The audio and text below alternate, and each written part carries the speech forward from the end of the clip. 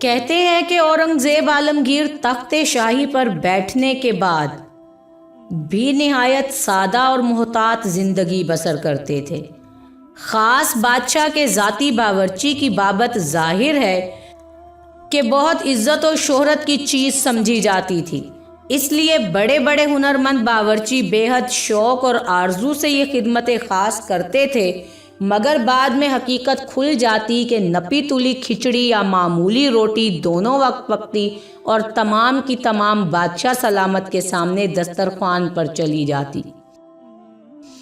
دسترخوان سے صاف برتن واپس آ جاتے، یعنی باورچی کو اپنا پیٹ بھرنے کے لیے کچھ بھی نہیں ملتا تھا۔ خشک تنخواہ پر گزارا کرنا پڑتا، اس لیے چند ہی روز میں وہ ترک ملازمت کر کے چلے جاتے یا شاہی مطبخ عام میں تبدیلی کرا لیتے۔ بار بار کے استعفوں سے تنگ بادشاہ نے نئے باورچی سے معاہدہ کیا کہ کم از کم 1 برس تک ملازمت میں رہنا پڑے گا اور اس عرصہ میں استعفیٰ قبول نہ ہوگا۔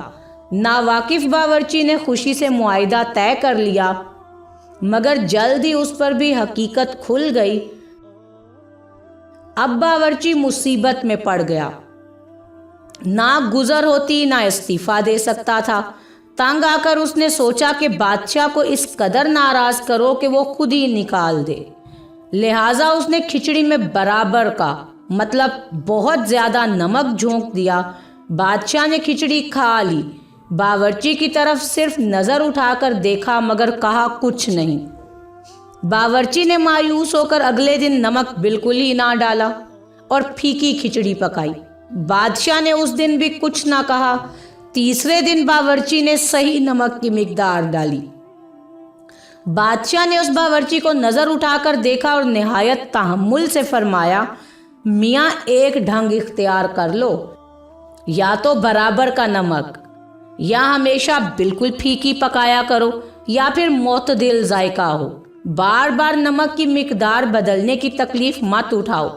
باورچی ہاتھ باندھ کر کھڑا ہو گیا اور کہا، جہاں پناہ میں 7 لڑکیوں کا باپ ہوں، شاہی باورچی کہلاتا ہوں، لوگوں کو مجھ سے بڑی توقعات ہیں اور میری حالت یہ ہے کہ فاقوں مرتا ہوں۔ میں نے یہ سمجھ کر ملازمت کی تھی کہ جہاں پناہ کی ذاتی خدمت بجا لا کر کچھ عرصہ میں متمول ہوں گا، مگر اب سال بھر تک فاقہ ہی نظر آتا ہے۔ یہ تصدیق فرما کر مبارک خادم کو آزاد فرمایا جائے۔ بادشاہ نے فرمایا، آزادی کی خواہش ہے یا روپے کی ضرورت؟ عرض کیا، روپے کی ضرورت زیادہ ہے۔ فرمایا، اچھا آج آدھ پاؤ کھچڑی زیادہ پکا لینا۔ باورچی کچھ نہ سمجھا اور آدھ پاؤ کھچڑی زیادہ پکا لی۔ بادشاہ نے اپنا حصہ کھانے کے بعد باقی ماندہ کھچڑی کے 7 حصے کیے، ایک ایک تشتری میں ایک ایک حصہ ڈال کر خوان میں لگا کر کہا کہ ہمارے 7 وزیروں کو ہمارا یہ تحفہ پہنچا دو۔